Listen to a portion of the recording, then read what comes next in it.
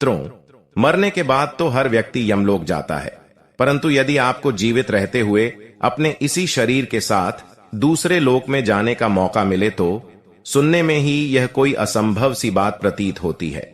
लेकिन हमारे 18 महापुराण में से एक गरुड़ पुराण में इस अपवाद से जुड़ी सत्यता पर प्रकाश डाला गया है।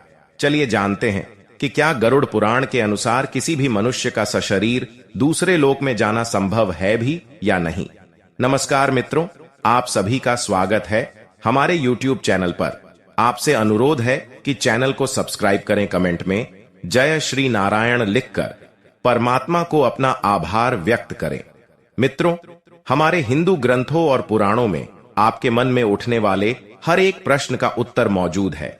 बस आवश्यकता है तो आपके मन में अध्यात्म से जुड़े प्रश्नों की उत्सुकता की। गरुड़ पुराण एक ऐसा पुराण है जिसमें मनुष्य के जीवन से लेकर मरण तक के सभी कर्मों की व्याख्या मिल जाती है। इसी प्रकार मनुष्य के दूसरे लोक में सशरीर जाने की व्याख्या भी गरुड़ पुराण के 16वें अध्याय में मौजूद है। मित्रों, क्या आप जानते हैं कि मनुष्य रूप सभी रूपों में से सबसे श्रेष्ठ रूप है, जिसमें आप चाहे तो पुण्य कर्म करके स्वर्ग जा सकते हैं और चाहे तो पाप कर्म करके नरक भी जा सकते हैं। यही नहीं, यदि कोई मनुष्य वास्तव में बुद्धिमान है तो वह अपने विवेक और बुद्धि का इस्तेमाल कर सीधा प्रभु के धाम अर्थात साकेत धाम भी जा सकता है। इससे जुड़ी एक बात गरुड़ पुराण के 16वें अध्याय में भी की गई है, जिसके अनुसार भगवान विष्णु गरुड़ को मनुष्य के शरीर की महत्वता बताते हुए कहते हैं कि जीवों की 84 लाख योनियों में से मनुष्य योनि के अतिरिक्त किसी भी अन्य योनि में तत्व ज्ञान प्राप्त नहीं होता। विभिन्न योनियों में हजारों हजार करोड़ों बार जन्म लेने के पश्चात, इकट्ठा किए हुए पुण्य पुंज के नियोजन करने के पश्चात फिर कहीं जाकर मनुष्य योनि प्राप्त होती है।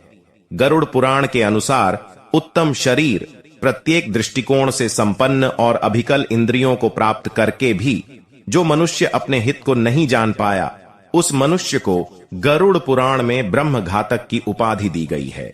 शरीर के बिना कोई भी जीव पुरुषार्थ नहीं कर सकता, इसलिए शरीर और धन का सही उपयोग कर पुण्य एकत्र करना बुद्धिमता की निशानी है, ताकि यह आपके मोक्ष प्राप्ति में सहायक हो सके। आपको यह जानने की आवश्यकता है कि मनुष्य का शरीर ही उसके पुरुषार्थों का एकमात्र साधन है, जिसे प्राप्त कर वह अपना कल्याण कर सकता है। इसीलिए उसकी रक्षा करने का दायित्व आपका ही है। अतः आप गांव, क्षेत्र, धन, घर और शुभ कार्य पुनः अपने अनंत जीवन में प्राप्त कर सकते हैं। किंतु मनुष्य का शरीर एक ऐसी चीज है जिसे पुनः आसानी से प्राप्त नहीं किया जा सकता। इसीलिए बुद्धिमान वही है जो इन सब तथ्यों को जानता हुआ अपने शरीर की रक्षा का हर संभव प्रयास करता है। यहां तक कि कुष्ठ रोगी अर्थात कोढ़ी भी अपने शरीर को त्यागने की इच्छा नहीं रखता। इसके समाधान स्वरूप एक तथ्य का वर्णन गरुड़ पुराण में मिलता है, जिसके अनुसार जो मनुष्य अपने शरीर की रक्षा हेतु धर्माचरण का पालन कर ज्ञान प्राप्ति के उद्देश्य से ज्ञान, ध्यान और योग की सिद्धि प्राप्त कर लेता है, वह मनुष्य ध्यान योग से बिना विलंब करें मोक्ष प्राप्त करने में सक्षम है। दूसरे शब्दों में कहें तो गरुड़ पुराण के अनुसार जो मनुष्य ज्ञान, ध्यान और योग इन सिद्धियों को प्राप्त कर लेता है, वह मनुष्य सशरीर एक लोक से दूसरे लोक में भ्रमण करने की क्षमता रखता है। और यह भी बताया है कि जो मनुष्य अपनी आत्मा के हित के बारे में स्वयं नहीं सोचेगा, तो उसकी आत्मा का दूसरा कौन हितैषी होगा। जो उसकी आत्मा को तारेगा वह और कोई नहीं अपितु स्वयं मनुष्य ही है, जिसे अपना शरीर और आत्मा की रक्षा करनी होगी। गरुड़ पुराण में मनुष्य को जीवन और उसके देह की महत्वता को कुछ इस प्रकार समझाया गया है। मनुष्य के सामने वृद्धावस्था बाघिन के सामने खड़ी है, फूटे हुए घड़े से गिरने वाले जल की भांति प्रदीक्षण मनुष्य की आयु समाप्त होती जा रही है और उस पर से रोग शत्रु की भांति प्रहार किया जा रहे हैं। अतः श्रेय प्राप्ति के लिए मनुष्य को अभी से अभ्यास करना चाहिए। विष्णु जी पक्षीराज गरुड़ से बताते हैं कि जो मनुष्य अपने हित और अहित को जाने बिना कुमार्ग पर चलते हैं और जिनका सारा ध्यान केवल पेट भरने में ही रह जाता है, वह मनुष्य नरकगामी है। मैथुन, निद्रा और आहार आदि की स्वाभाविक प्रवृत्ति तो सभी मनुष्यों में समान है, परंतु उनमें से जो हित और अहित को जानने वाला ज्ञानवान है वह मनुष्य कहा जाता है, और इस ज्ञान से जो शून्य है वह पशु कहलाता है। इसी के साथ सत्संग और विवेक को मनुष्य के दो निर्मल नेत्र बताया है। इससे अनजान व्यक्ति एक अंधे के समान है, परंतु कुछ लोग अनेक प्रकार की क्रियाएं जैसे कि व्रत उपवास करते हैं, तो कुछ अज्ञानता से भरे लोग ढोंगी बनकर विचरण करते हैं।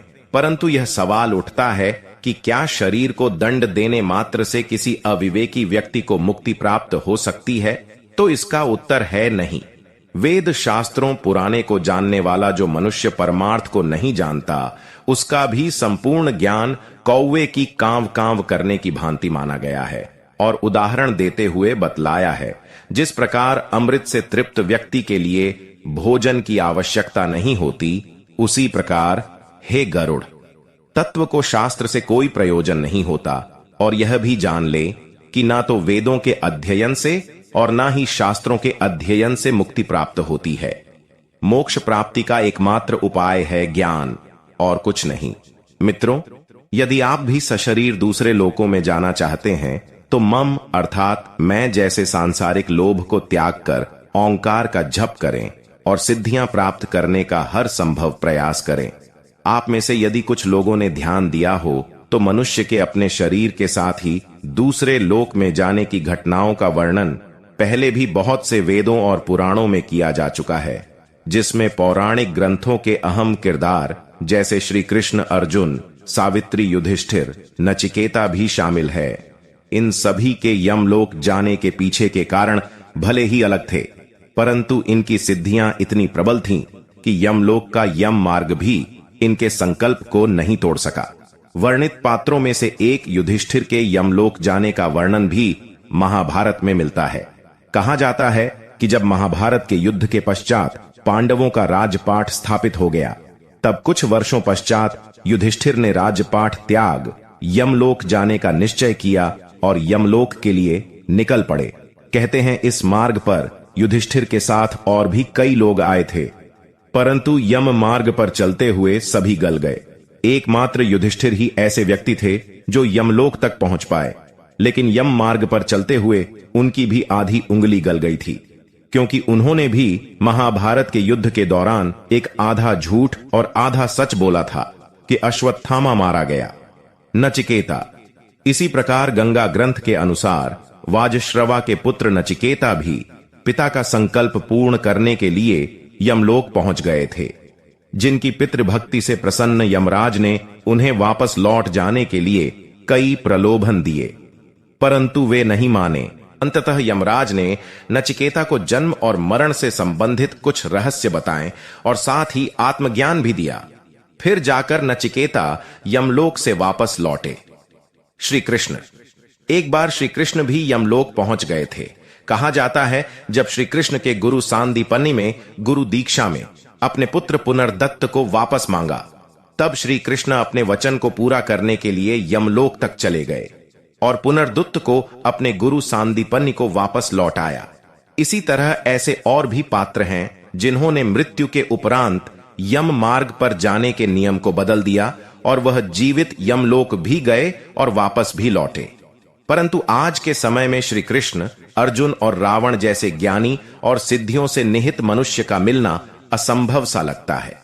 परंतु यदि कोई मनुष्य आज भी मौजूद है, तो उसके लिए जीवित दूसरे लोकों में जाना संभव है। दोस्तों, आप लोगों को आज की वीडियो कैसी लगी कमेंट करके जरूर बताएं, और ऐसी ही और धार्मिक और पौराणिक जानकारी के लिए हमारे चैनल को सब्सक्राइब करें।